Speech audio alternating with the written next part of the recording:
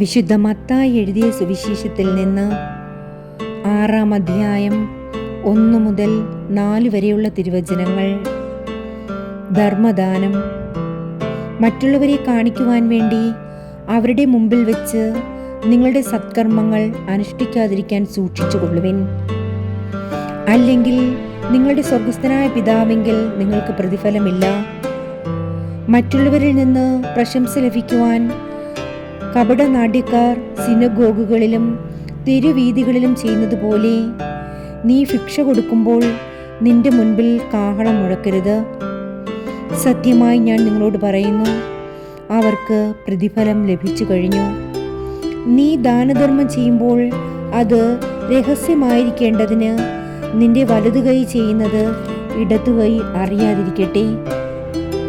രഹസ്യങ്ങൾ അറിയുന്ന നിന്റെ പിതാവ് നിനക്ക് പ്രതിഫലം നൽകും. കർത്താവിൻ്റെ വചനം. ദൈവത്തിന് നന്ദി. ആമേൻ.